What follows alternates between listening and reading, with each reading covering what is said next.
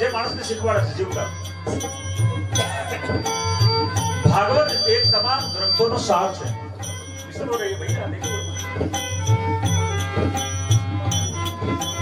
મહાભારત છે એ રહેતા શીખવે છે કેવી રીતે સંબંધોનું સાચવણી થાય. ઘરના એક જ ઘરની અંદર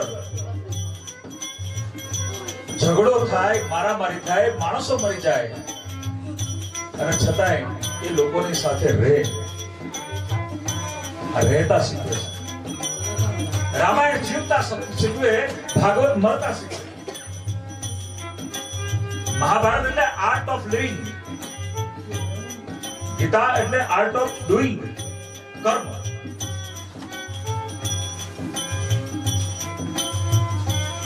અને ભાગવત એટલે આર્ટ ઓફ ડાઈંગ, મરવું કેવી રીતે, શું કરવાથી મોક્ષ મળે એનો રસ્તો છે. આ એક શાસ્ત્ર એવું છે જે 7 દિવસની અંદર માણસને મોક્ષ આપી દે છે.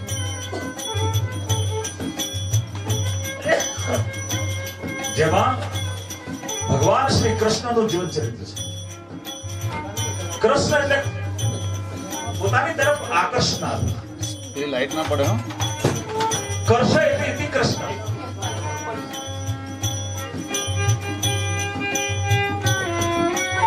લાઈટ દેખો, લાઈટ. ભગવાન કહે છે કે હું આસાનીથી દાંપત્યમાં પ્રવેશ કરી લઉં છું, પણ દાંપત્યના 7 સૂત્રો આપેલા છે ભાગવતની અંદર. એ સૂત્રને યાદ કરી લેવા જોઈએ અને સૂત્ર પ્રમાણે પોતાનું જીવન બનાવવું જોઈએ. પહેલું સૂત્ર છે સંયમ. ભાગવતના મહાત્મ્યમાં પ્રથમ, બીજો અને ત્રીજો સ્કંદ 22મા અધ્યાય સુધી સંયમની વાત છે. બીજું સંતુષ્ટિ. માણસ દુઃખી છે એનું કારણ સંતોષ નથી. જ્યાં ત્યાં દુઃખ જ લાગે છે. કેટલાય કીધું કે આટલું બધું ચાલ્યા, આવું થયું, હવે તો પરિવાર હોય નહીં. આ આપણી ભક્તિ કાચી છે. આપણે હજુ પહેલું પગથિયું ચડ્યા જ નથી. જે લોકો 4 ધામ પગે ચાલીને આવ્યા છે, રસ્તામાં આપણે મળ્યા છે, એ લોકો આપણે 3 કિલોમીટરમાં, તો હજારો કિલોમીટર ભગવાનની કેવી શ્રદ્ધા અલગ હશે કે હજારો કિલોમીટર ચાલીને બદ્રી વિશાલ આવે. દુઃખી થયો છે માણસ, એની પાસે સંતોષ નામની કોઈ ચીજ નથી. બીજું, વધારે પડતો પ્રશ્નો બહુ કરે છે, શબ્દ બહુ કરે છે, એનું પરિણામ એ દુઃખી છે. ત્રીજું સૂત્ર સંતાન. સંતાન હોય પણ નાલાયક હોય તો જીવન બગાડે. તો એ સંતાનને મોટા કરવાની જવાબદારી મા બાપની છે. જન્મથી માંડીને અને જ્યાં સુધી પારકો ન થાય ત્યાં સુધી એને સંસ્કાર ભય બનાવવો પડે. અને એ જો સંસ્કારી વાતાવરણમાં ઉછર્યો હોય તો ક્યારેય બીજાનો થતો જ નથી. ચોથું સૂત્ર સંવેદનશીલતા. જે માણસમાં દયા ન હોય, સંવેદના ન હોય, એ માણસ નથી. કવિ લખે કે જે દિલમાં દયાને સ્થાન નથી, ત્યાં વાત ન કર દિલ ખોલીને, એવા પાણી વિનાના સાગરની નાઝીરને કશી જરૂર નથી. સંવેદનશીલ હોવો જોઈએ માણસ. બીજું, સંકલ્પબદ્ધતા હોવી જોઈએ. કોઈ પણ કામ હાથમાં આપો, સંકલ્પ સાથે પૂરું કરી નાખશે.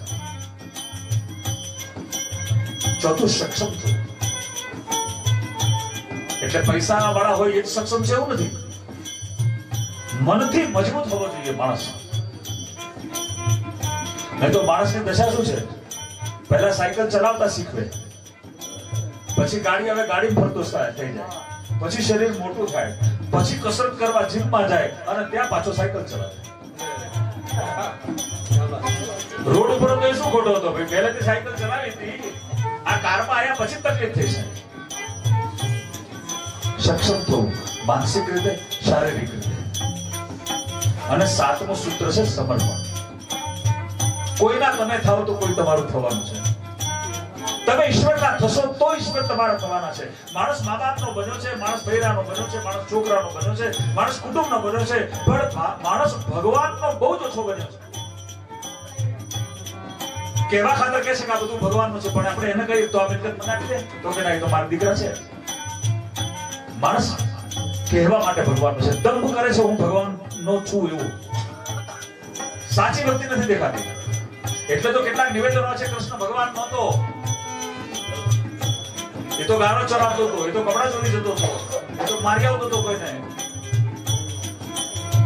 કૃષ્ણ હતા, છે અને રહેવાના છે. કૃષ્ણ સૃષ્ટિની શરૂઆતથી છે. દેવી ભાગવતને વાંચી લેજો. અહીંયા ગોકુળમાં જે અંશ છે ને કૃષ્ણ, એ તો એક અંશ છે કૃષ્ણનો. આદિ કૃષ્ણ તો ઉપર છે. 7 સૂત્રની ચર્ચા ભાગવતજીમાં છે. ભા એટલે ભાવ સભર જીવન જીવવાની શીખ જે ગ્રંથ આપે છે તે ભાગવત. બીજો અક્ષર છે ગ, ગર્વથી મુક્ત કરે, અભિમાન છોડાવી દે.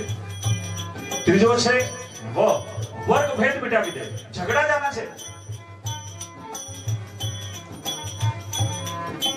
અને છેલ્લો છે તો, જે તપ કરાવે, ઈશ્વર સુધી પહોંચાડી દે, એ છે ભાગવત.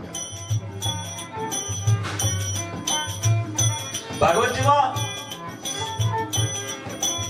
મહાત્મા લખ્યું છે, પણ એ ભાગવતજીએ નથી લખ્યું, સુખદેવજીએ નથી લખ્યું, વ્યાસજીએ નથી લખ્યું. ભાગવતનો મહિમા સ્કંદ પુરાણમાં છે. કારણ બડા બડાઈ ન કરે, બડા બોલે બોલ, બડા મુખ से ना कहे लाख हमारा बोल. મહાત્મા કોઈ બીજા ગ્રંથે ગાયું છે ભાગવતનું. એક વાત યાદ રાખજો કે જ્યાં સુધી મહાત્મા નહીં સમજાય ત્યાં સુધી મહત્વ નહીં સમજાય, અને મહત્વ નહીં સમજાય તો ઈશ્વરને સમજવા અશક્ય છે. એકવાર મહાત્મા સમજાઈ જાય પછી એનું મહત્વ સમજાય, મહત્વ સમજાય પછી કથામાં પ્રેમ જાગે, નહીં તો પછી આપણે તો ફરવા માટે આવ્યા છીએ. અને પ્રેમ જાગે કથાની અંદર તો એની સાથે ઘણું બધું જાગી જાય છે. એક જ કથાનો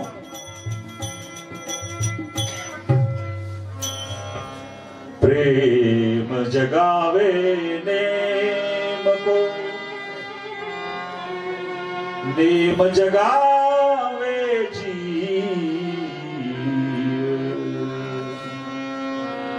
જીવ જગાવે સુરતા, અને સુરતા જગાવે શિવ. પ્રેમ જગાવે નેમ કો. પ્રેમ આવી જાય ને પછી જીવનમાં નિયમ આવી જાય, નિયમમાં બંધાઈ જાય માણસ.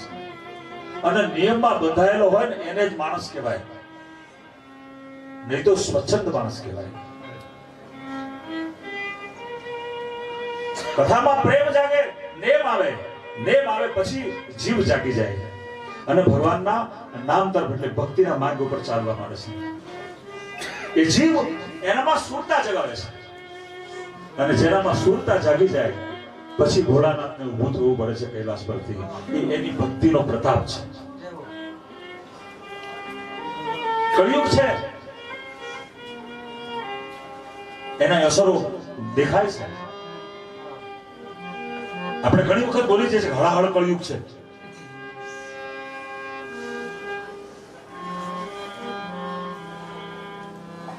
કેવો કળિયુગ? કળીની વાતને કથું હું ક્યાં લગી, આગળ બાબત ન કરતા. કળીની વાતને કથું હું ક્યાં લગી, શરના એકાને જીતે સાદી બગી. ભીતરના ચિતરને ક્યાં જઈ ભાગવા, દલના દખને ક્યાં જઈ દાખવા. રામ નથી રહ્યું મંદિર તમને ક્યાં રાખવા. તમે કયો અમારા ઉચાળા કળિયુગમાં ક્યાં જઈ નાખવા. હળહળ કળિયુગ છે.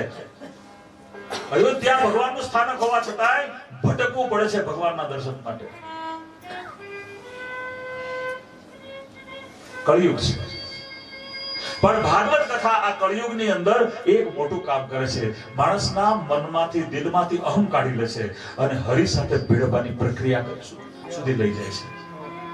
હું કાઢી અને હરિમાં ભળી જવું એનું નામ ભાગવત.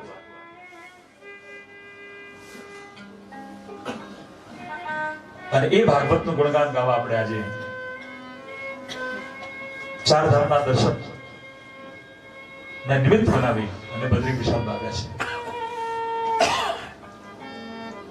કથા થાય ત્યાં પિતૃઓનો મોક્ષ થાય છે. પિતૃના તર્પણ માટેની અને પિંડદાન માટેની આ છેલ્લામાં છેલ્લી જગ્યા છે. હું જ્યારે પણ આવું છું ત્યારે કરાવું છું અને શાંતિ પ્રસાદજી પાસે જ કરાવું છું. મહાત્મા સ્કંદ પુરાણ અને પદ્મ પુરાણ ની અંદર છે. કોઈ પણ ધર્મ ગ્રંથની શરૂઆત ઓમ અથવા અથથી થાય છે, કારણ કે આ બે શબ્દો માંગલિક છે. ઓમનો ઉચ્ચાર કરીએ તો એની અંદર ત્રણ દેવનું આરાધન થાય છે. સૃષ્ટિ કરતા બ્રહ્માજી, સૃષ્ટિ ભરતા એટલે પાલન પોષણ કરનાર વિષ્ણુજી અને સૃષ્ટિ હરતા ભગવાન રુદ્ર. ભક્તિના સાધન ત્રણ છે: શ્રવણ, કીર્તન અને મનન. જે વસ્તુનું પ્રત્યક્ષ દર્શન થતું નથી એને સાંભળી અને જાણી લેવાય છે. પછી એને પ્રાપ્ત કરવા માટે પ્રયત્ન કરવો પડે છે. પોતાના ગુરુ પાસે એ પરમ પદની પરમ તત્વને પામવા માટે સાધક કીર્તન અને મનન કરે છે. આમ સાધના કરતા કરતા કરતા ઈશ્વર પ્રાપ્તિનો યોગ બની જાય છે. ઈશ્વર કેવા? સચ્ચિદાનંદ રૂપાય વિશ્વોત્પત્યાદિ હેતવે તાપત્રય વિનાશાય શ્રી કૃષ્ણાય વયમ નમઃ. ભગવાનનું સ્વરૂપ સચ્ચિદાનંદ છે, સત, ચિત અને આનંદ. એવા શ્રી કૃષ્ણને અમે વંદન કરીએ છીએ કે જે સૃષ્ટિની ઉત્પત્તિ, સૃષ્ટિનું પાલન અને સૃષ્ટિના સંહાર કરતા છે. એટલે ત્રણ તાપોથી મુક્ત કરનાર છે. ત્રણ દુઃખ: આધિ ભૌતિક, આધિ દૈવિક અને આધ્યાત્મિક. સત એટલે જે શાશ્વત છે તે. તો શાશ્વત તો ભગવાન સિવાય કોઈ છે જ નહીં, બાકી તો બધાને જવું પડે છે. જે નિત્ય છે તે. આ સૃષ્ટિની અંદર માત્ર ને માત્ર પરમાત્મા જ સત્ય છે, બાકી બધું ખોટું છે. પરમાત્મા સર્વત્ર અને સર્વદા છે. ભગવાન છે, હતા અને રહેવાના છે, કોઈ શંકા નથી. ચિત્ત એટલે ચૈતન્ય, ચૈતન્ય એટલે જાગૃતિ. શ્રી કૃષ્ણ જાગૃત છે, કારણ પૂર્ણ જ્ઞાની છે. માણસ પાસે જ્ઞાન નથી, માણસ પાસે માહિતી છે. માહિતી અને જ્ઞાનમાં ફેર છે. કોઈ પણ વ્યક્તિ પૂર્ણ જ્ઞાની નથી. પૂર્ણ જ્ઞાની કૃષ્ણ છે. ઈશ્વર તત્વ સમજાય ત્યારે માણસ જ્ઞાની બને છે. પરમ તત્વ ના સમજાય ત્યાં સુધી દુનિયા અધૂરી છે. ભગવાનને જ્ઞાની માણસો બહુ પ્રિય છે. અને પછી સત, ચિત અને ત્રીજી આનંદ. આનંદ એ સુખની ઉપરની કક્ષા છે. વિષયજન્ય સુખ મળે ને એની અંદરથી દુઃખ પેદા થાય છે. પણ પરમાત્મા વિશેનું સુખ મળે એ નિરંતર હોય છે. પછી તો આનંદના પણ પ્રકાર બતાવ્યા છે. આનંદ, પરમાનંદ, સાનંદ, આનંદ, આનંદ. શ્લોકના બીજા ચરણની અંદર વિશ્વોત્પત્યાદિ હેતવે જે પરમાત્માનું સામર્થ્ય બતાવે છે. પરમાત્મા વિશ્વની ઉત્પત્તિ કરે છે, પાલન કરે છે અને સંહાર પણ કરે છે.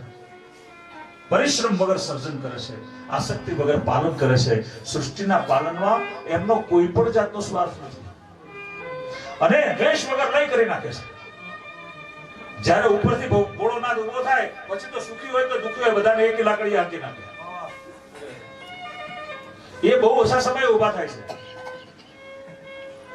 બહુ જ્યારે ભરાઈ જાય ને ત્યારે ભગવાન ભોળાનાથ ઊભા થાય છે. આપણે આવવા માટે તૈયાર થયા ત્યારે એંગાડી બધું ચાલુ થઈ ગયું. ફોન આવવા માટે બંધ કરો ભાઈ, આ તો ત્યાં તો વધારે પડે છે. હું આમના સંપર્કમાં હતો. એમણે કીધું કે ચિંતા ના કરશો. 2 વખત વાદળા ફાટ્યા તો એ કીધું તમે ચિંતા ના કરશો. એ કેટલો ભગવાન ઉપર ભરોસો છે. હું બીજી વખત જયારે આવ્યો બધું નક્કી કરવા માટે, ત્યારે મને ત્યાંથી સ્વામીજીએ ના આવવા દીધો. ચેતન જ્યોતિના નંગલી બિલાધામના. મેં એમને ફોન કર્યો કે હું અહીંયા છું. એ કે હું દેહરાદૂનમાં જ છું અને દેહરાદૂનથી હરિદ્વાર મને મળવા માટે આવ્યા. એમણે અહીંની કથાની તમામ જવાબદારી સ્વીકારી લીધી. હવે તમારે બદ્રીનાથ આવવાનું નથી, તમારી કથા થઈ ગઈ, પતી ગઈ. જ્યાં એડવાન્સ આપવાના હતા એ જાતે પોતે આપી રહ્યા છે. તો ભગવાનને કોઈ દ્વેષ નથી. 2013 માં જે ત્રાસદી થઈ, એકી સાથે એકી લાકડીએ બધાને હાંકી દીધા. ગુજરાતનો ભયંકર ભૂકંપ, જે માણસો ભીખ માંગવા માટે કોઈ આવે, હરી કાઢી મૂકે, એ માણસો ચાની એક રકાબી માટે તડપતા હતા. અને એ વખતે જે ભીખ માંગવા જતો હતો એ જ ગરીબ માણસે કીધું કે શેઠ આવો મારી ઝૂંપડી.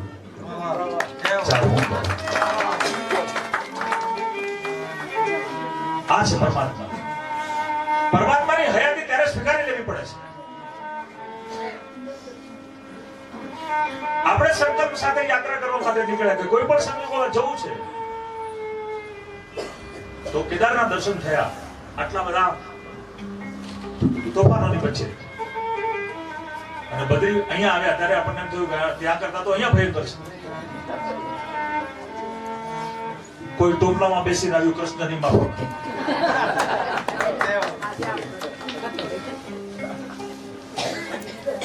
કોઈનો સામાન ટોપલામાં આવ્યો. આવી ખબર હોત તો ના આવત એવું કોઈ બોલ્યું. અને પાછા આવી તો ગયા, ત્યાંથી પાછા જવાનો વિચાર નથી કર્યો.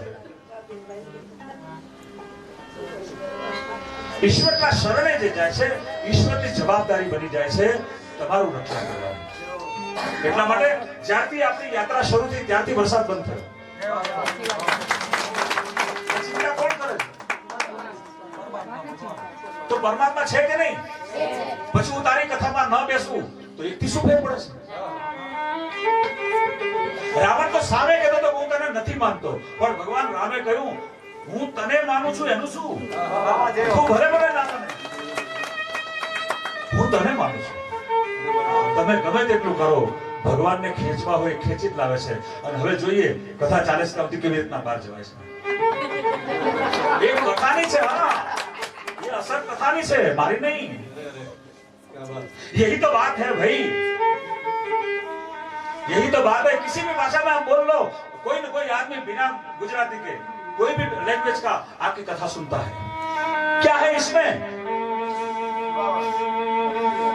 परीक्षितજીએ 7 દિવસની અંદર મોક્ષ લઈ લીધો છે.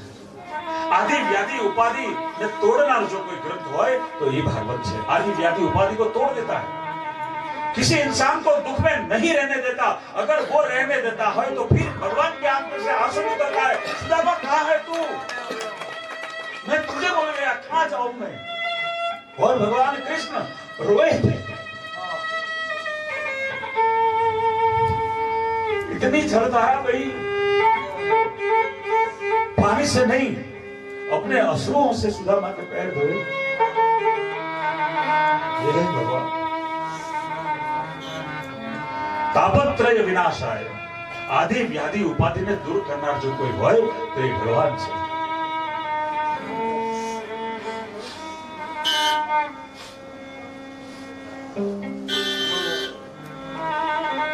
આપણને કોઈ દુકાનમાં આપણે વસ્તુ લેવા જઈએ છીએ તો 3 રીતે વસ્તુને મેળવી શકાય છે. એક, દુકાનદાર આપણને ઓળખતો હોય તો. બીજું, પૈસાથી ખરીદી લઈએ. આપણને દુકાનદાર ઓળખતો પણ નથી અને આપણી પાસે પૈસા નથી, તો દુકાનદારનું કોઈ કામ કરી લઈએ તો એના બદલાની અંદર કંઈક આપણને વસ્તુ મળે.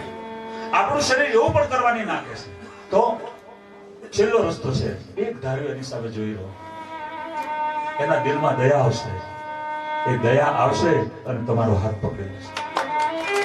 મંદિરમાં એટલા માટે જવાનું છે, મંદિરમાં વાતો કરવા નથી જવાનું, આપણે તો ક્યાંય નથી છોડતા. યાત્રામાં આવ્યા પછી સાચું કહેજો, બસની અંદર કેટલાય ઘરની વાતો નથી છોડી. આપણે હાથ દાડા આજ કર્યું છે બસમાં, આ છે ભાગવત. માત્ર કૃષ્ણની સામે જોયા કરો તો તમે નહીં રહો, પણ ભગવાન કૃષ્ણ રોશે. એ કૃષ્ણને ભગવાન નથી કેવું કેટલું બાલિશતા છે. કૃષ્ણને ભગવાન નહીં માનનારો વર્ગ આખો ઉભો થયો.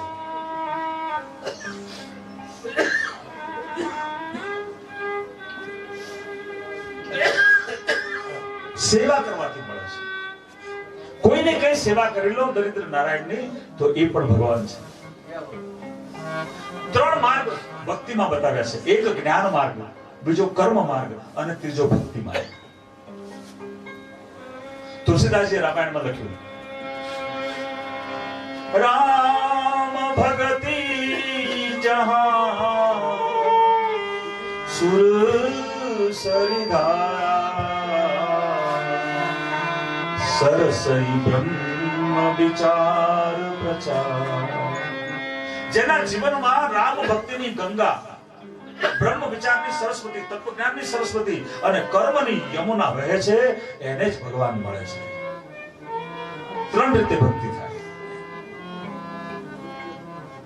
અને કૃષ્ણએ કેવા કૃષ્ણને, શ્રી કૃષ્ણને વંદન કર્યા છે.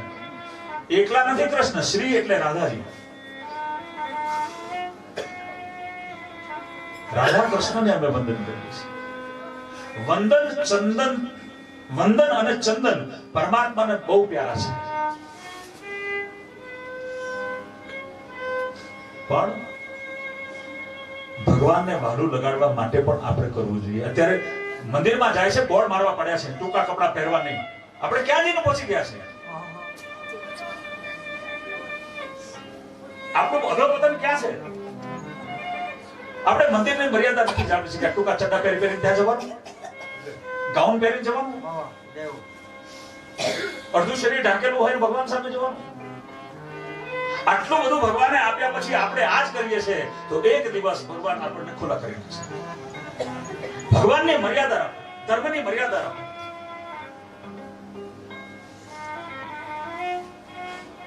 કૃષ્ણ પરમાત્માને મળવા માટેની જિજ્ઞાસા હોવી જોઈએ, તો ભગવાન મળે. આપણે એવું કે ભગવાન મળવું જ મળે તો કાંઈ નહીં, કે ભગવાન તમારે ત્યાં લેવા આવવાનું છે. એક રાષ્ટ્રના વડા જેલની મુલાકાતે ગયા.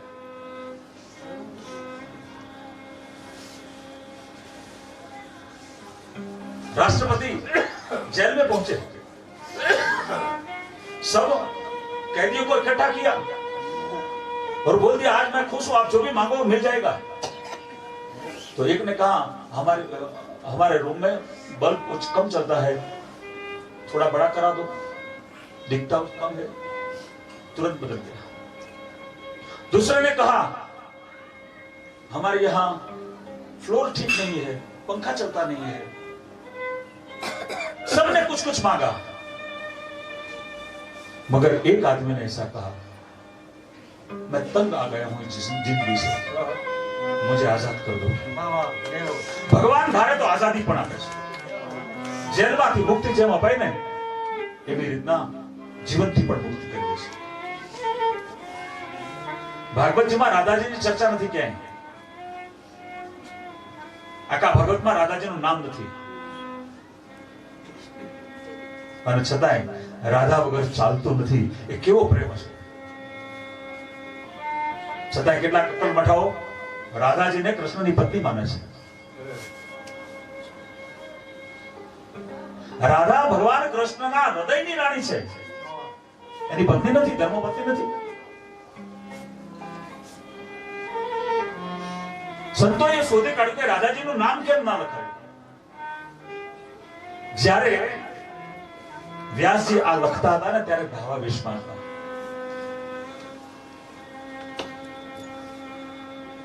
ભાગવત એ સમાજની ભાષા છે. જ્યારે કથામાં રાધાજીનો પ્રવેશ થયો એ વખતે વ્યાસ મુનિ ભાવમાં એવા ડૂબ્યા કે રાધાજીનું ચરિત્ર લખી જ નથી શક્યા. આપણે જોજો, બહુ હરખ હોય તોય આંસુ આવે, દુઃખ હોય તોય આંસુ આવે, ખબર ના પડે આ શેના છે. ક્યારેક બહુ જ્ઞાની હોય છતાં મૌન થઈ જાય છે, કારણ કે સમજે છે મૌન સમાધિની ભાષા છે. પહેલા શ્લોકમાં રાધાજીને માત્ર વંદન કરવામાં આવે છે, છતાં બેનું એકી કેવું છે. કૃષ્ણ દેહ છે તો રાધાજી આત્મા છે. કૃષ્ણ શબ્દ છે તો રાધાજી એનો અર્થ છે. કૃષ્ણ ગીત છે તો રાધાજી સંગીત છે. કૃષ્ણ વાંસળી છે તો રાધા સ્વર છે. કૃષ્ણ સમુદ્ર છે તો રાધા તરંગ છે. કૃષ્ણ ફૂલ છે તો રાધા સુગંધ છે. ભાગવતમાં રાધાજી અદ્રશ્ય છતાં વ્યાપેલા છે. શ્રી કૃષ્ણ અને રાધિકાને વંદન કરવાથી આધ્યાત્મિક, આધિદૈવિક અને આધિભૌતિક આ ત્રણેય પાપોનો નાશ થાય છે. એટલા માટે વંદન શરીરથી નહીં પણ વંદન દિલથી કરવા જોઈએ, વંદન મનથી કરવા જોઈએ. એટલા માટે બોલવું જોઈએ, રાધા રાધા કૃષ્ણ રાધા રાધા રાધા કૃષ્ણ રાધા રાધા રાધા કૃષ્ણ રાધા રાધા રાધા કૃષ્ણ રાધા રાધા રાધા કૃષ્ણ રાધા રાધા રાધા કૃષ્ણ રાધા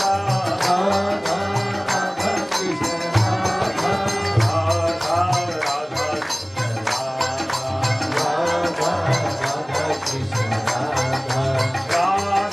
રાધા કૃષ્ણ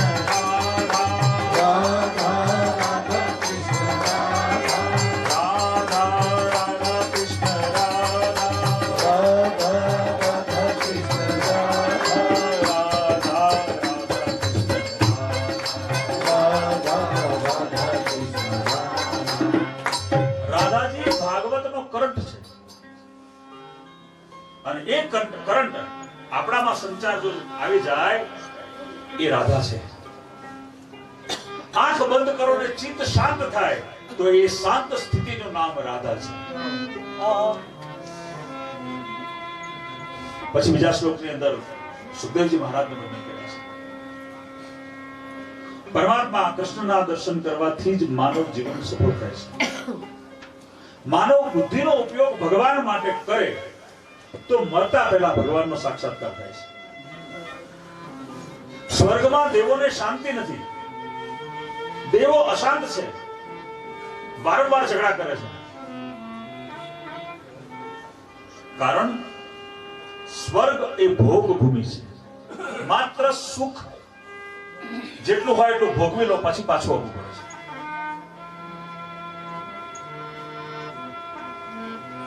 દેવો દુખી હતા, અશાંત હતા, એટલા માટે ભગવાન કોઈ વૈષ્ણવના ઘેર અવતાર લેવાનો વિચાર કરે છે.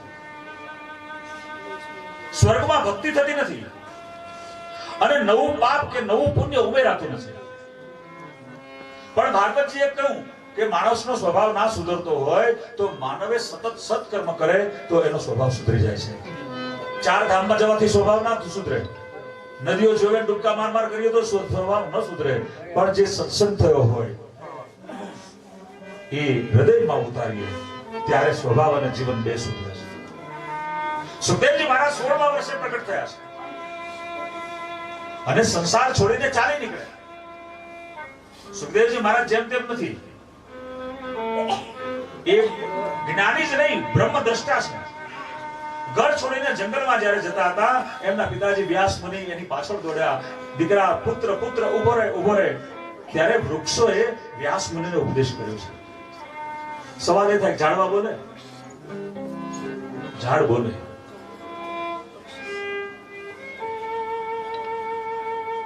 રામાયણની અંદર શબરી ના આશ્રમની આજુબાજુના વૃક્ષો રામ રામ કરતા હતા. એ કેટલો મંત્રનો જાપ થયો છે. જનાબાઈના છાણા વિઠ્ઠલ વિઠ્ઠલ બોલતા. આ ભક્તિનો પ્રભાવ છે. વૃક્ષો અને સંતો બે પરોપકારી છે. સુખદેવજી તો પરમ સંત છે, વ્યાસ મુનિ પણ સંત છે. ઝાડ જેવો સ્વભાવ છે. ઝાડમાં શું હોય કે ઝાડમાં પોતે રે એ પોતાના ફળ નથી ખાતા રે, ઉપકારી એના આત્મા રે. ઝાડમાં પોતે એ પોતાના ફળ નથી ખાતા રે, ઉપકારી આત્મા રે.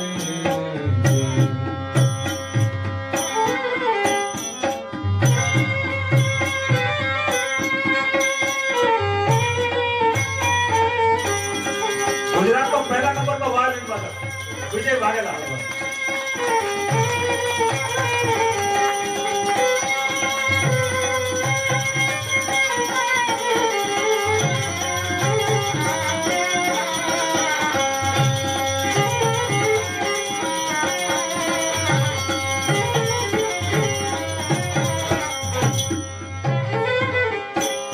નદીઓ પાણી